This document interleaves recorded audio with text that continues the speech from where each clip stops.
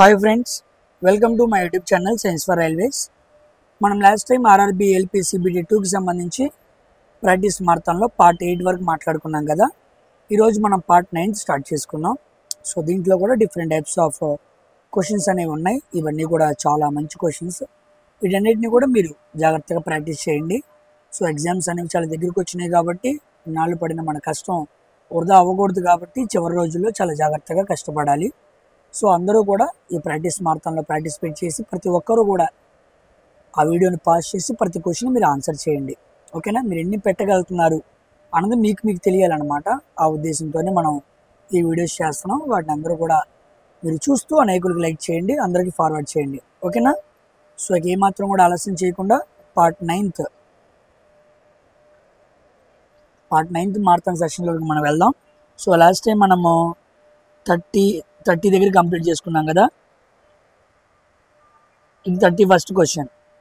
ఓకేనా? ఈ part 8 and part 9 ఈ రెండు పీడిఎఫ్స్ కలిపి నేను మన టెలిగ్రామ్ గ్రూప్లో పెట్టేస్తాను. మీరు డైరెక్ట్గా పీడిఎఫ్ చూసినా మీకు అర్థం కాదు. ఎక్స్ప్లెనేషన్స్ కోసం క్వశ్చన్ కోసం మీరు పీడిఎఫ్ చూసినా నేను చాలా సబ్ టాపిక్స్ మాట్లాడుతూ ఉంటాను. చాలా ఈజీగా కానీ వేరే కాన్సెప్ట్స్ కానీ కలిపి మిక్స్ చేస్తూ మాట్లాడుతూ ఉంటాను.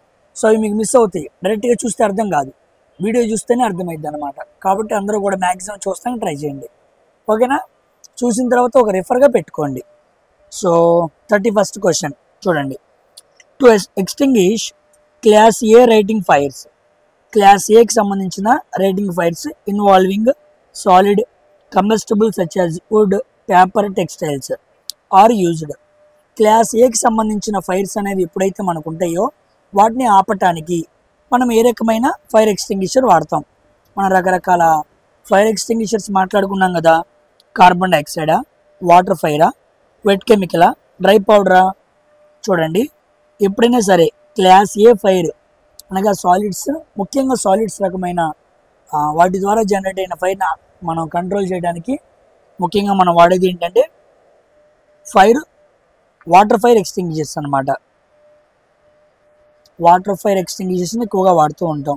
మరి కార్బన్ డైఆక్సైడ్ ఎందుకు అంటే క్లాస్ బి అనమాట. క్లాస్ బి ఫైర్ ఎక్స్టింగ్విషర్స్కి ఎక్కువగా మనం కార్బన్ డైఆక్సైడ్ వాడుతూ ఉంటాం. ఇక క్లాస్ డి ఉంది కాబట్టి డి అని గుర్తుపెట్టుకోండి. క్లాస్ డి ఫైర్స్కి ఎక్కువగా డ్రై పౌడర్ వాడుతూ ఉంటారు. క్లాస్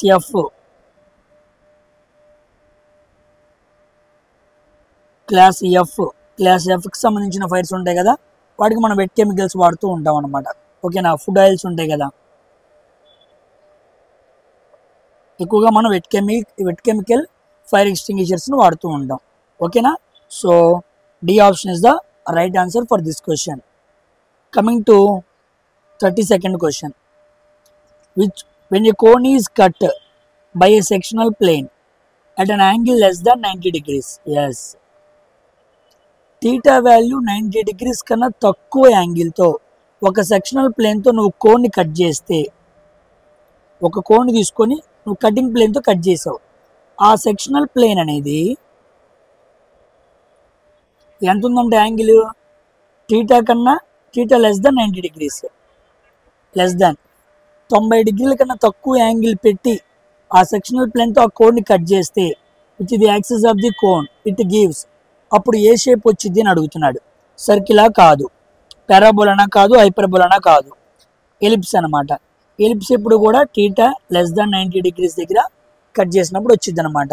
ఒకవేళ థీటా ఈక్వల్ టు 90 degrees ఉందనుకోండి, ఎగ్జాక్ట్గా నువ్వు 90 degrees యాంగిల్తో కట్ చేస్తే నీకు సర్కిల్ వస్తుంది. ఓకేనా? Next parabola. సెక్షనల్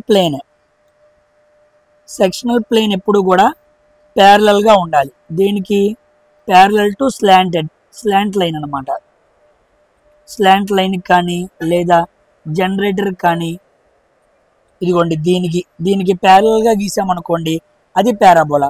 ఒకవేళ యాక్సిస్కి ప్యారలల్గా పెట్టామనుకోండి, సెక్షనల్ ప్లేన్ ప్యారలల్ టు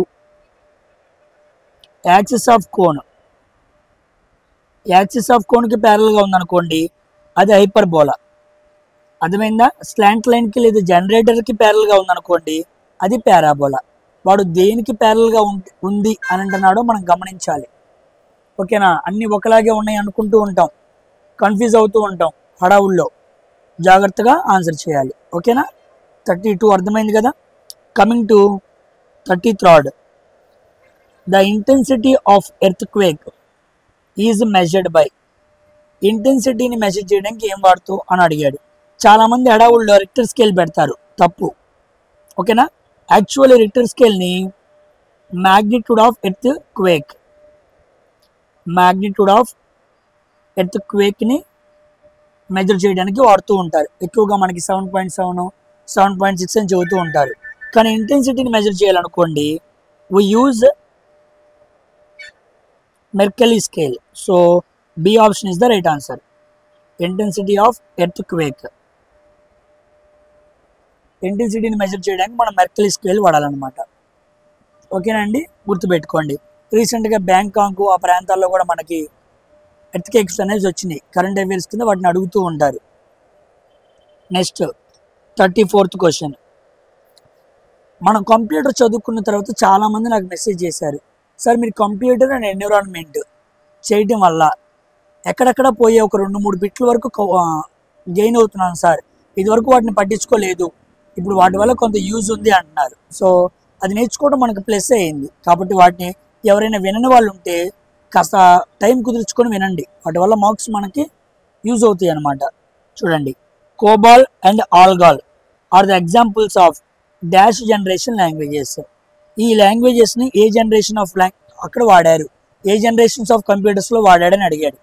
ఫస్టా కాదు, సెకండా కాదు, ఫోర్తా కాదు, third generation. Third generations of computers దగ్గర మనం ఈ లాంగ్వేజెస్ని తీసుకొచ్చాం. కోబాల్ అంటే మాట్లాడుకున్నాం, కామన్ గుర్తుంది కదా, మర్చిపోకూడదు. Common business oriented language. మరి ఆల్గాల్ అంటే ఆల్గోరిథమిక్ లాంగ్వేజ్ అనమాట.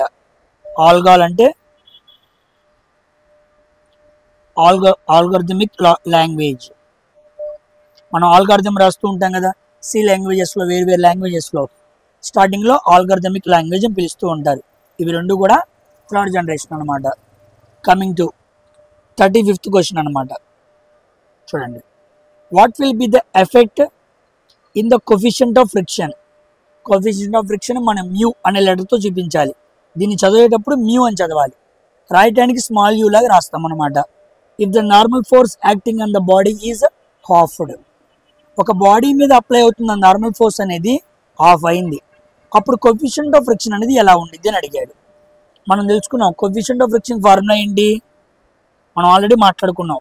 Friction by normal force, normal force by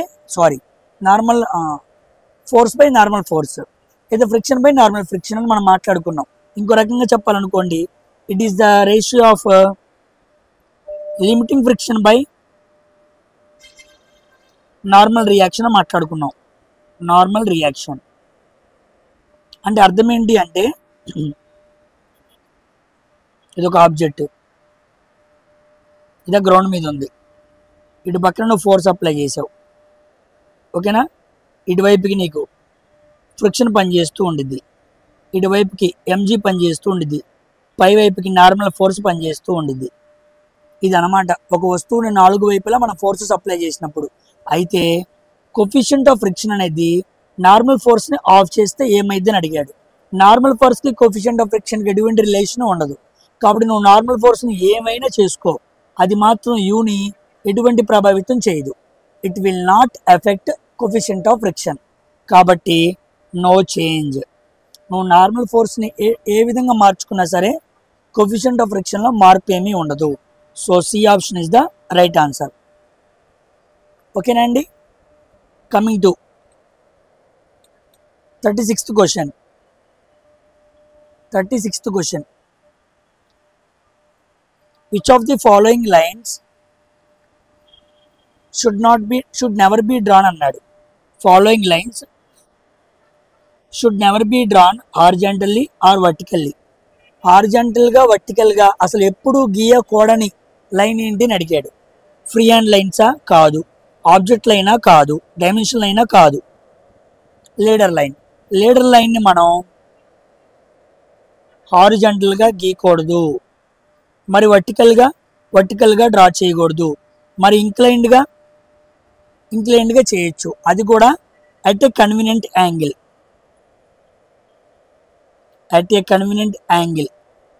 30 డిగ్రీలు కానీ 45 డిగ్రీలు కానీ 60 డిగ్రీల యాంగిల్తో కానీ దాన్ని మనం రిప్రజెంట్ చేస్తూ చూపించాలన్నమాట. ఇదిగోండి ఇలా ఉండిద్ది లీడర్ లైన్ అనేది.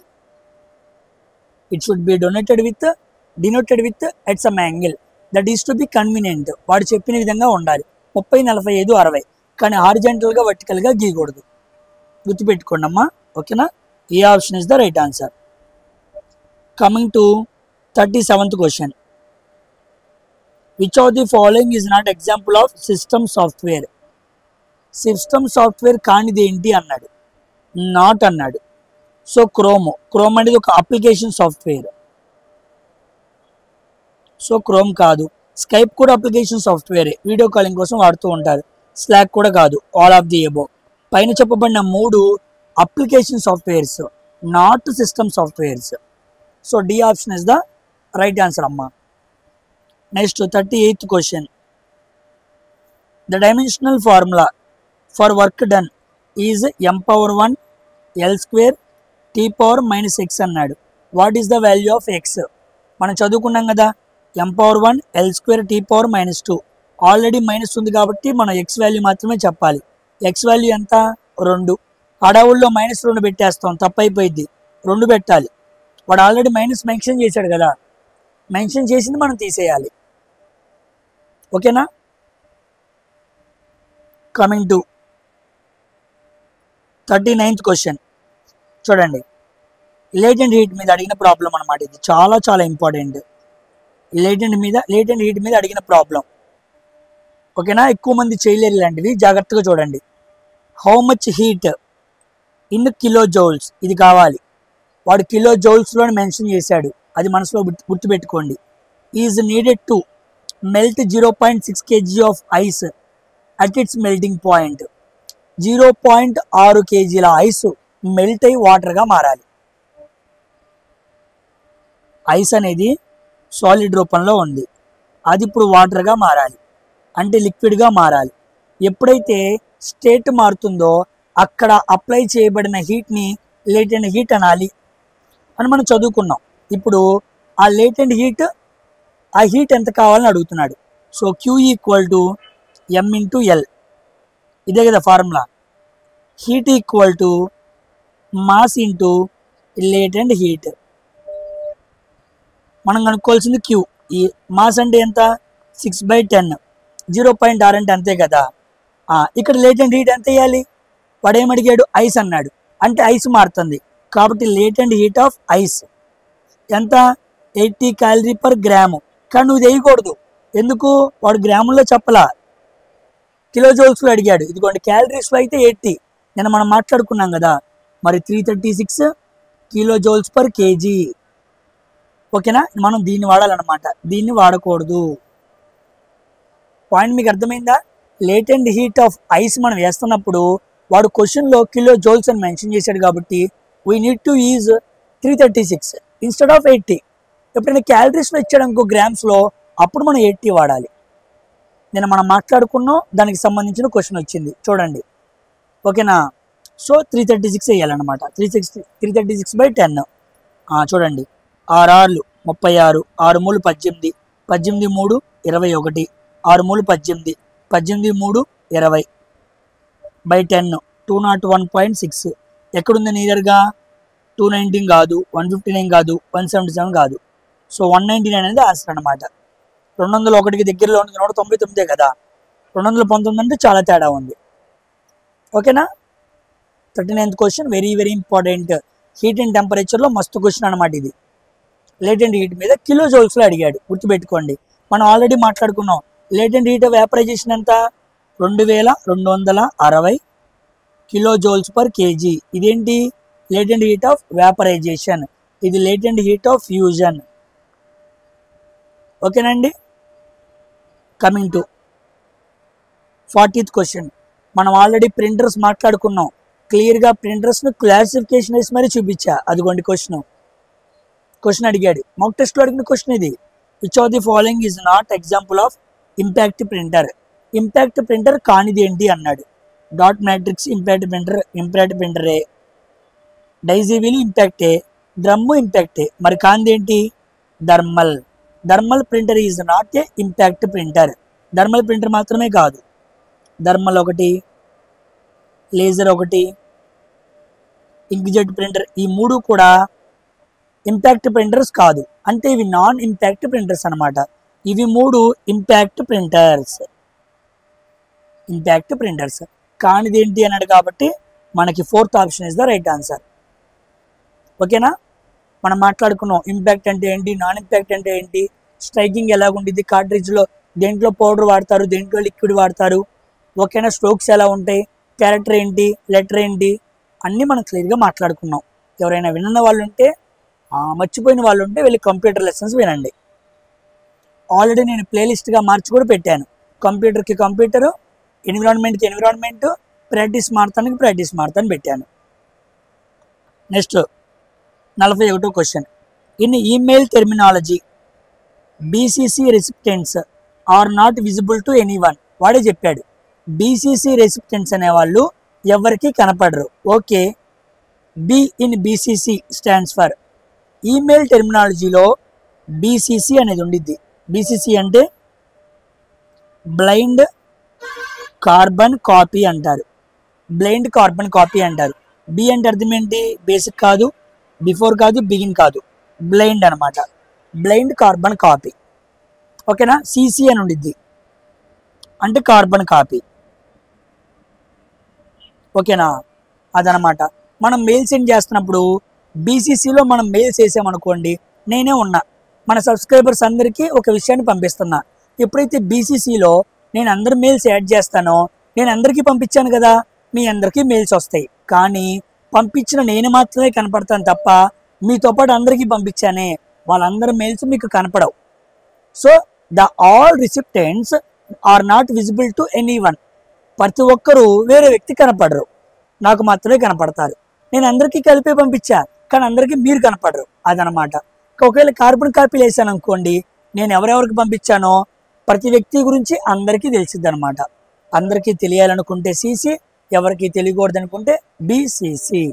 అందుకే బ్లైండ్ కార్బన్ కాపీ అన్నారు. ఓకేనా అండి? Coming to 42. Which among the following is not A letter style commonly used in engineering drawing. Engineering డ్రాయింగ్లో సాధారణంగా వాడని లెటర్ స్టైల్ ఏంటి అని అడిగాడు. గోతిక్ లెటర్స్ వాడతారు, క్లాసిక్ లెటర్స్ వాడరు. ఇదే మన ఆన్సర్. రోమన్ లెటర్స్ వాడతారు, ఇటాలిక్ లెటర్స్ కూడా వాడతారు. ఇటాలిక్, రోమన్, గోతిక్ ఆ లెటర్ స్టైల్స్ని వాడతారు. నేను ఆల్రెడీ చెప్పాను లెటర్స్ గురించి మాట్లాడుతున్నప్పుడు. క్లాసిక్ లెటర్స్ అనేది వాడరు అనమాట. ఓకేనా? సో వాడనేదే మన answer. So B option is the right answer. Coming to 43వ క్వశ్చన్. ఆన్ హీటింగ్ రాడ్ని హీట్ చేస్తున్నప్పుడు the increase in the length does not depends on which among the following factors. ఒక రాడ్ని మనం హీట్ చేస్తున్నప్పుడు బాగా హీట్ చేస్తే దాని లెంత్ పెరిగే అవకాశం ఉంది. ఓకే, పెరిగిద్ది. ఆ పెరిగే విషయం అనేది దేని మీద ఆధారపడదు అని అడిగాడు. మెటీరియల్ మీద ఆధారపడదా? పడిద్ది. టెంపరేచర్ మీద ఆధారపడదా? పడిద్ది. టెక్స్చర్ మీద ఆధారపడదు. సో అది ఏ టెక్స్చర్తో ఉందో అన్నది మనకు అనవసరం, అది ప్రభావితం చెందించదు. కానీ material and temperature both will dependent on heating of rod. దాని మీద ఆధారపడిద్ది అనమాట, టెక్స్చర్ ఆధారపడదు. 44th క్వశ్చన్ చూడండి. డ్రాయింగ్ మీద క్వశ్చన్స్ వస్తున్నాయి, ఎక్కువగా లైన్స్ మీద అడుగుతూ ఉన్నాడు. ఓకేనా? అన్ని చదువుకున్నట్టు గుర్తుండే ఉంటాయి. క్వశ్చన్ చూడంగానే మీకు ఏం అర్థం కాదు. అర్థమైందా? ప్రాక్టీస్ అనేది చాలా చాలా ఇంపార్టెంట్. రివిజన్ అనేది మీకు చాలా ఇంపార్టెంట్. నీకు ఎంత పెద్ద వచ్చినా, నువ్వు ఎంత మగోడివైనా, నువ్వు ఎంత పెద్ద కింగ్ అయినా, నీకు 70 మార్కులు రాని, నువ్వు రివిజన్ చేయకపోతే అడ్డంగా బుక్ అయిపోతావు. అది గుర్తుపెట్టుకో. అర్థమైందా? Revision is most important. ఎన్నో ఎగ్జామ్స్లో రివిజన్ లేక నేను చాలా ఎగ్జామ్స్ను కోల్పోయా. అందుకే నేను అనుభవపూర్వకంగా చదువుతున్నా మీతో. అంతే, మిమ్మల్ని ఇది అనాలనే ఉద్దేశం కానే కాదు, గుర్తుపెట్టుకోండి. Section lines are used in engineering drawing to indicate. Section లైన్స్ని ఎందుకు వాడతారని అడిగాడు. ఎందుకు చెప్పండి? ఎందుకో ఈ 4 ఆప్షన్స్లో ఏమై ఉండిద్దో పాస్ చేసుకుని చెప్పండి.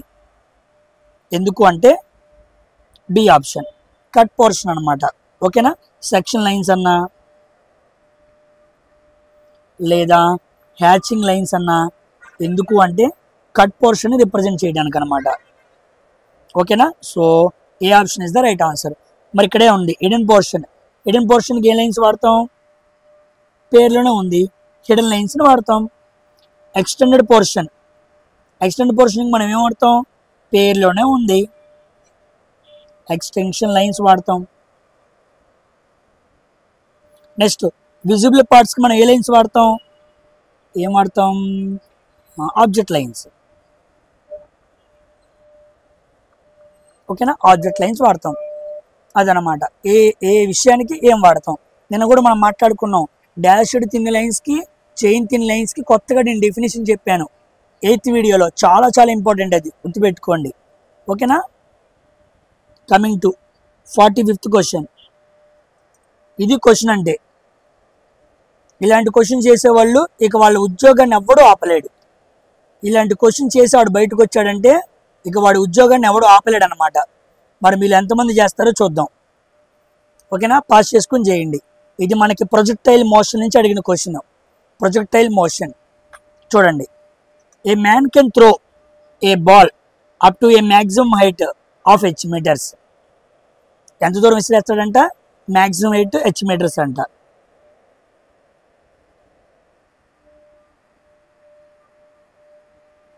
ఇదన్నమాట.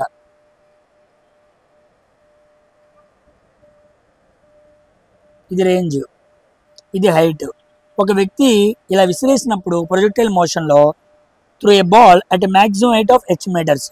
మనకు తెలుసు h ఈక్వల్ టు ఫార్ములా ఏంటి? u² by sin² θ by g, 2g. u² sin² θ by 2g. ఇప్పుడు మ్యాక్సిమం అన్నాడు అనుకోండి, సైన్ వాల్యూ ఎప్పుడు మ్యాక్సిమం ఉండిద్ది? 90 degrees దగ్గర ఉండిద్ది, అంతే కదా? sin 90 degrees ఈక్వల్ టు ఎంత? 1. ఇప్పుడు చూడండి u² బై sin 90 అంటే 1, 1² అంటే 1 కదా, by 2g. So h equal to నాకు ఏమొచ్చింది? u² బై 2g వచ్చింది. ఇప్పుడు నాకు ఇది వచ్చింది. ఇప్పుడు టు వాట్ మ్యాక్సిమం డిస్టెన్స్, ఇక్కడేమో మ్యాక్సిమం హైట్ అన్నాడు, ఇక్కడేమో మ్యాక్సిమం డిస్టెన్స్ అంటున్నాడు. To what maximum distance he can throw the ball on horizontal plane. ఇలా మ్యాక్సిమం హైట్ వెళ్ళిన వస్తువు ఒకవేళ రేంజ్గా చూస్తే ఎంత డిస్టెన్స్ వెళ్ళగలదు, ఎంత మ్యాక్సిమం డిస్టెన్స్ ట్రావెల్ చేయగలదు అని అడిగాడు. మ్యాక్సిమం డిస్టెన్స్కి ఫార్ములా ఏంటి? Range equal to u² sin 2θ by g అనమాట, ఇంతే కదా?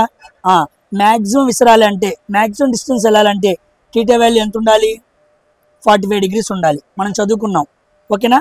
So sin 2θ into 45, sin 2 into 45 అంటే sin 90 degrees అంటే వాల్యూ ఎంత వచ్చింది? 1 వచ్చింది. So range equal to u² by g, ఇది అనమాట మనకు వచ్చింది, u² బై g. ఓకేనా? ఇప్పుడు దీన్ని ఇప్పుడు ఈ రెండు ఫార్ములాని మనం కంబైన్ చేసుకోవాలన్నమాట.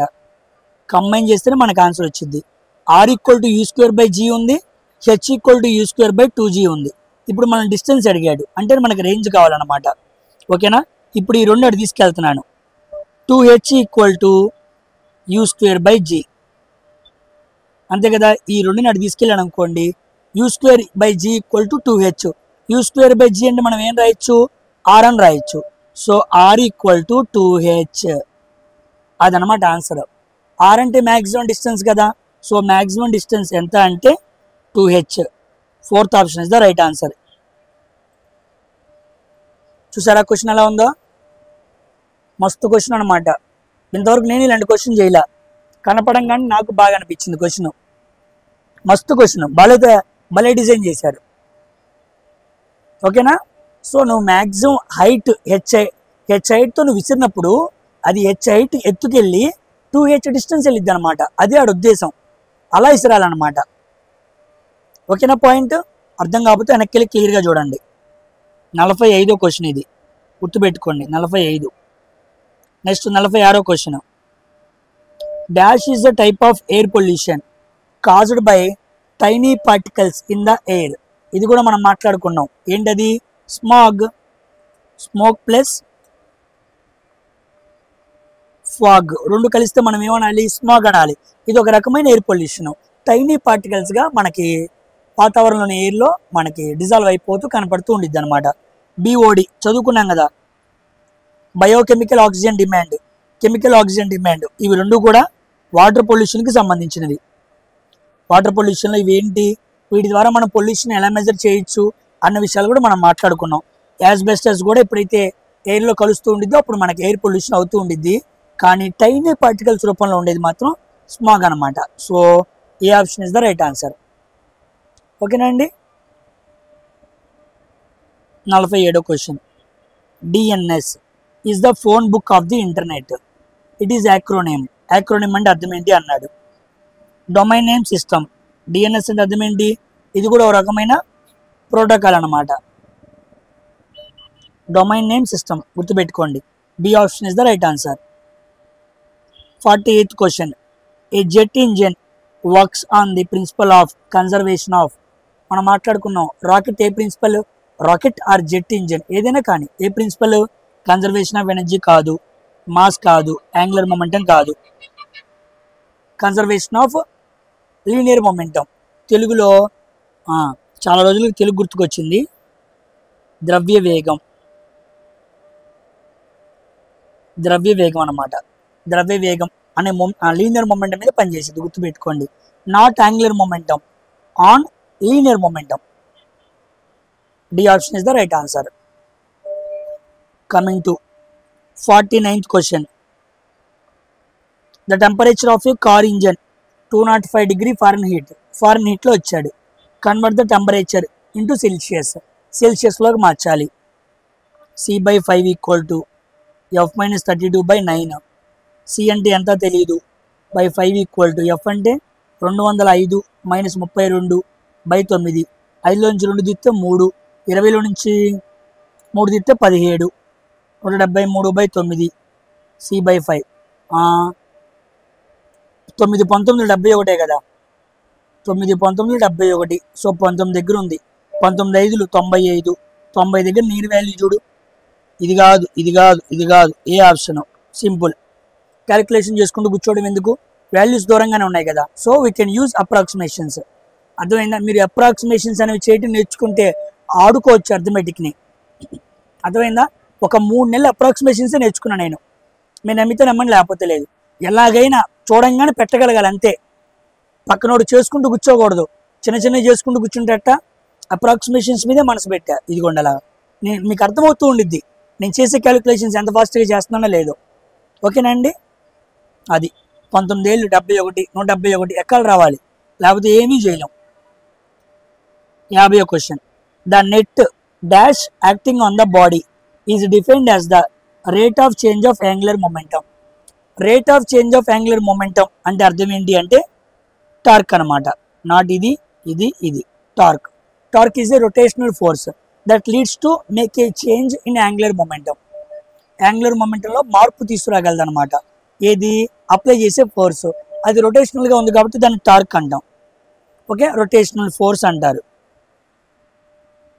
మనం ఫోర్స్లో మాట్లాడుకున్నాం దీని గురించి, రొటేషనల్ ఫోర్స్. 51వ question. What is the freezing point of water in Rankine scale. మన స్కేల్స్ మాట్లాడుతున్నప్పుడు ఈ ర్యాంకిన్ స్కేల్ గురించి నేను ఎక్కువగా మాట్లాడలేదు. ఇది ఎక్కువగా అడగడు, ఏదో అడిగాడు. మనకు మాట్లాడుకున్నాం కదా సెల్సియస్, కెల్విన్, ఫారెన్హీట్, రీమరు, ర్యాంకిన్ ఉన్నప్పటికీ 3 ఎక్కువ అడుగుతుంటాడు. ఈ ర్యాంకిన్ అండ్ రీమర్ ఎక్కువ అడగడు, కానీ ఇది అడిగాడు. గుర్తుపెట్టుకోండి. ఫ్రీజింగ్ పాయింట్ 491.67 ఉండిద్ది అనమాట. ర్యాంకిన్ ఆర్తో రిప్రజెంట్ చేస్తారు. 491.67 it's a freezing point of water. ఒకవేళ ముందు రోజుల్లో ఏమైనా బాయిలింగ్ పాయింట్ అడిగాడు అనుకోండి, boiling point of water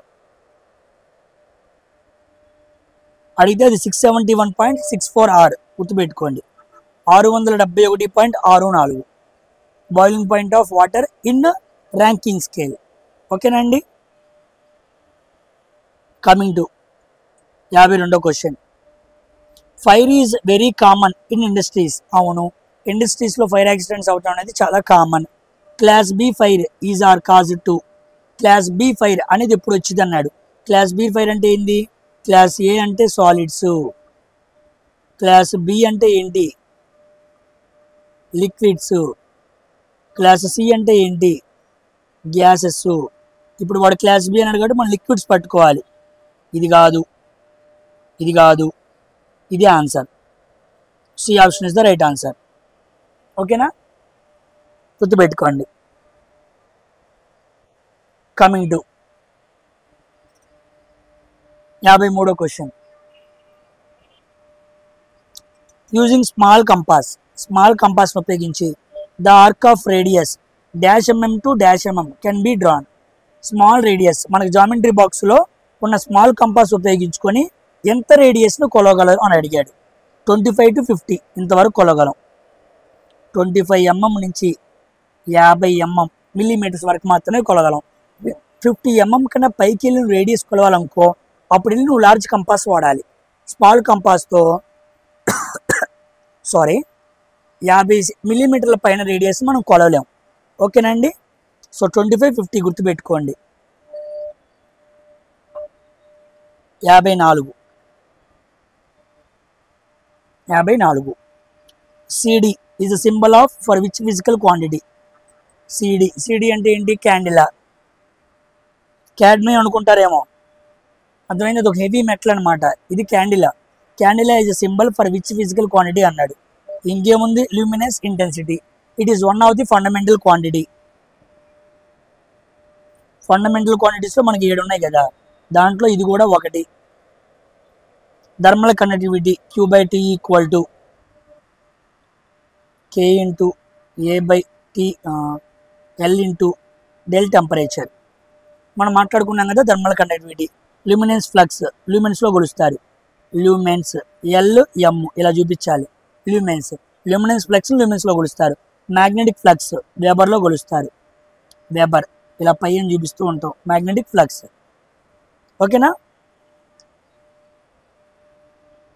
55వ question. 1 barrel is equivalent to how many litres? ఒక బ్యారెల్ అంటే ఎన్ని లీటర్స్ అని అడిగాడు. మనకు కూడా బ్యారెల్స్లో కొలుస్తూ ఉంటారు. అంటే చమురు కానీ వేరు నిల్వలు కానీ పెద్ద మొత్తంలో కొలవాలి అనుకున్నప్పుడు వి యూజ్ బ్యారెల్స్ అనమాట. ఒక బ్యారెల్ అంటే 159 లీటర్లు అనమాట. 159 లీటర్స్ మనం ఏమనాలి? ఒక బ్యారెల్ అనాలి. చూడండి, చూద్దాను. ఒక బ్యారెల్ అంటే 159 లీటర్లు. గ్యాలన్స్ ఉండిద్ది. గ్యాలన్స్లో చెప్పాలనుకోండి, ఒక బ్యారెల్ అంటే 42 గ్యాలన్స్ అనమాట. ఓకేనా? ఒక లీటర్ అంటే ఈక్వల్ టు 0.22 గ్యాలన్స్ లేదా 1000 సెంటీమీటర్ క్యూబ్. బాగా గుర్తుపెట్టుకోండి, చాలా ఇంపార్టెంట్. ఒక లీటర్ అంటే 1000 సెంటీమీటర్ క్యూబ్. మీరు మెన్సురేషన్ చేస్తున్నప్పుడు ఏదో ఒక ట్యాంక్ ప్రాబ్లమ్స్ ఉంటాయి, అక్కడ మీకు లీటర్స్ ఇస్తాడు, వాడు ఓల్డింగ్ అనుకోమంటాడు, నువ్వు సెంటీమీటర్స్లో మార్చుకొని తర్వాత మీటర్స్లోకి మార్చుకోవాలి. అలా అయితే నీకు ఒక లీటర్ 1000 సెంటీమీటర్ క్యూబ్ అని తెలియాలి. ఓకేనా? చాలా చాలా ఇంపార్టెంట్. ఒక గ్యాలన్ అంటే 3/3 అంటే 3.75 లీటర్స్ అనుకుంటా. ఎగ్జాక్ట్గా నాకు తెలీదు. 3.75 లీటర్స్ దగ్గర ఉండి చూడండి. ఓకేనా? 3/3 అన్నమాట. 3.5 కాకుండా ఇంకో పావు, 3/3. ఒక గ్యాలన్ అంటే 3/3 అని గుర్తుపెట్టుకో. అర్థమైందా? ఒక లీటర్ అంటే పావు గ్యాలన్ అని గుర్తుపెట్టుకో. 0.25, 0.22 గుర్తుండిద్ది. ఇవన్నీ గుర్తుపెట్టుకోవాలండి. ఏది ఎక్కడ అడుగుతాడో తెలియదు, ఏమో అడుగుతాడు సింపుల్గా 45 గ్యాలన్స్ అంటే ఎంత, ఎన్ని లీటర్లు అంటాడు, చాలు, ఇంకా గొర్రె చచ్చిపోయిద్ది. అంతే కదా? నీకు ఒక గ్యాలన్ అంటే ఎన్ని లీటర్లు తెలిసిందనుకో, అప్పుడు మార్చుకొని 45 గ్యాలన్స్కి చేయొచ్చు అనమాట. ఓకేనా అండి? చాలా ఇంపార్టెంట్. ఛాన్స్ తీసుకోకూడదు. ఎటు అడిగినా పెట్టగలిగే సమర్థుడుగా నువ్వు ఉండాలన్నమాట. అది ఒక 1 month గ్యాప్ దొరికింది. 1 month గ్యాప్ దొరికిన తర్వాత కూడా ఇలాంటి క్వశ్చన్స్ నువ్వు పెట్టలేకపోయావు అనుకో, నువ్వు వేస్ట్. నువ్వు ఉద్యోగాలకు ప్రిపేర్ అనవసరం నువ్వు. అర్థమైందా? అది ఘోరంగా చదువుతున్నారు హిందీ వాళ్ళు. కొట్టాలి, వాళ్ళని మించి కొట్టాలి. మన టెక్నీషియన్ రిజల్ట్సే మనకు సిగ్గు అనమాట. వాటిని దృష్టి పెట్టుకుని ఎలాగైనా కొట్టాల్సిందే. ఓకేనా? 56వ question. According to Newton's law of cooling, the rate of cooling of body is dash to the excess of temperature of the body over the surroundings అన్నాడు. మనం మాట్లాడుకున్నాం కదా న్యూటన్స్ రేట్ ఆఫ్ కూలింగ్. ఏంటి దాని అర్థం ఏంటి? Newton's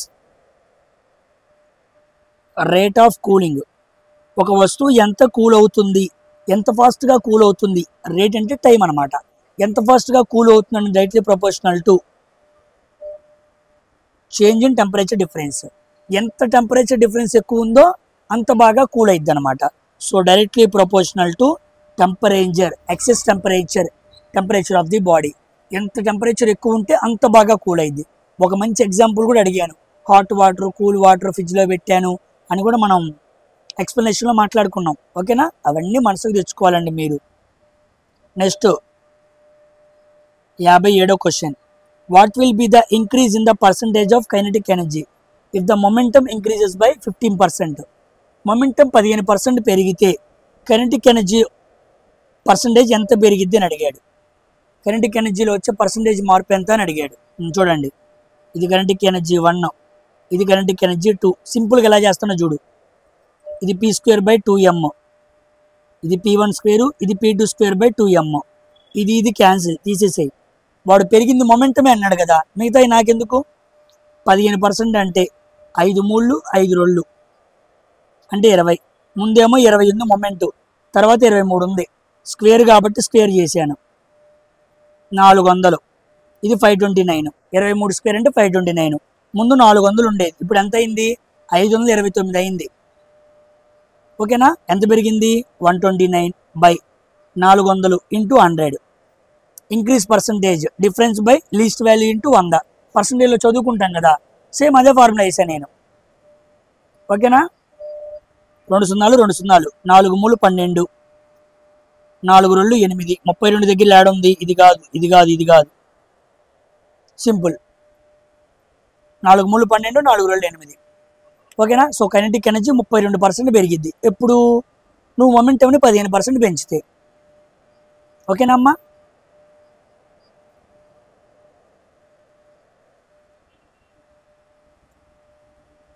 as the number of errors during measurement increases. ఒక measurement చేస్తున్నప్పుడు ఎర్రర్స్ బాగా పెరిగిపోయినాయి, the dash of the result decreases.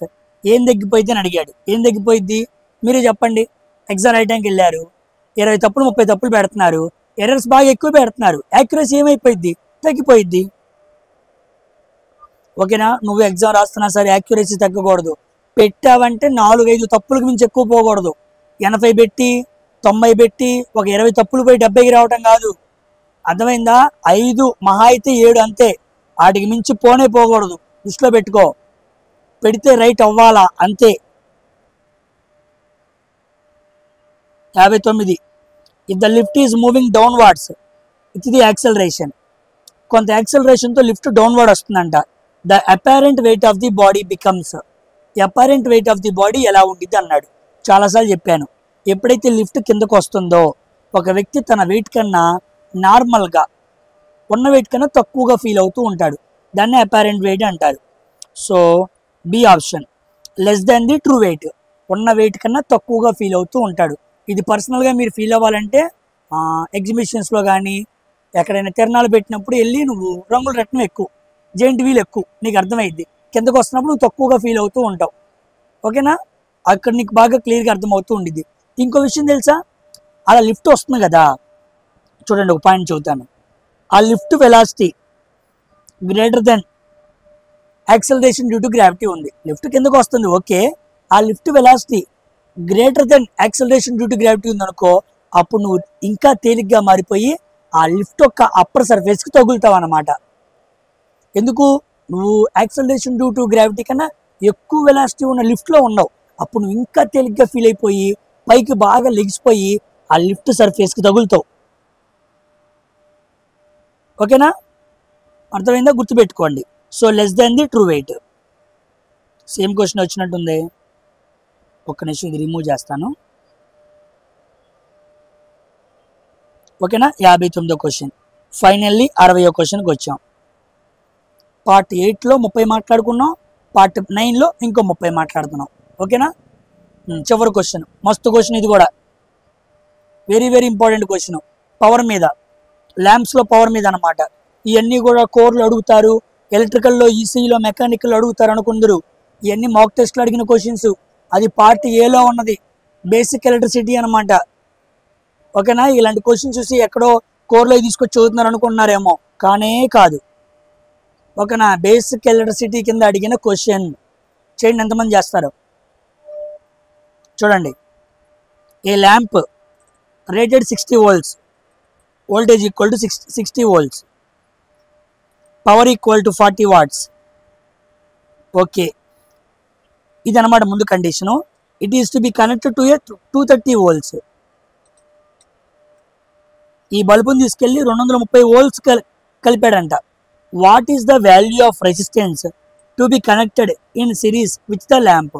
ఒకవేళ ఈ బల్బుని తీసుకెళ్ళి 230 volts ఉన్న బల్బుకి, ఆ వోల్టేజ్కి బల్బుని కలిపితే, ఆ వోల్టేజ్తో ఆ బల్బుని వెలిగిస్తే ఆ సర్క్యూట్లో రెసిస్టెన్స్ ఎంత పెంచాలి? What is the value of resistance to be connected in series?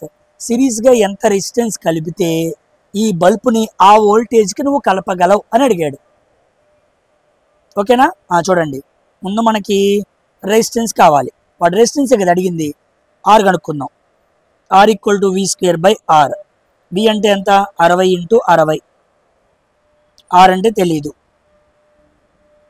P అంటే ఎంత? 40. సో ఆర్ ఈక్వల్ టు 60 × 60 అటు పక్కన 40 కిందకు వస్తే కిందకు వచ్చింది. 0 0 4 1 4 15 16 90. ఎస్, నాకు రెసిస్టెన్స్ వచ్చింది. ఈ బల్బ్ రెసిస్టెన్స్ 90 ohms. ఆ బల్బ్ రెసిస్టెన్స్ ఎంత? 90 ohms అనమాట. ఇప్పుడు what is the value of resistance to be connected in series with the lamp అన్నాడు. ల్యాంప్కి కనెక్ట్ చేస్తే ఎంత రెసిస్టెన్స్ కలపాలి అన్నాడు. ఈ 90 ohmsకి, ఈ 90 ohms ఉన్న రెసిస్టెన్స్కి ఇంకెంత రెసిస్టెన్స్ కలపాలి అన్నాడు. మనం ఓమ్స్లో వాడచ్చు కదా. ఓమ్స్లో వాడాలంటే మనకి V ఉంది, R ఉంది, I కావాలి కదా. I కనుక్కుందాం. I equal to V/R. V ఎంత? 60. R ఎంత? 90. 0 0 2 3 3 3 3. I equal to 2/3 amps. I వచ్చేసింది. ఇప్పుడు దీన్ని తీసుకెళ్ళి పెట్టుకుందాం. V equal to I/R. V ఎంత? 230. I ఎంత? 2/3 R + 90. ఓకేనా? దీని అటు తీసుకెళ్తున్నా. R + 90 equal to 2/3, 230/1, 1/230. Sorry, some mistake చేశాను, ఫార్ములా తప్పేశాను.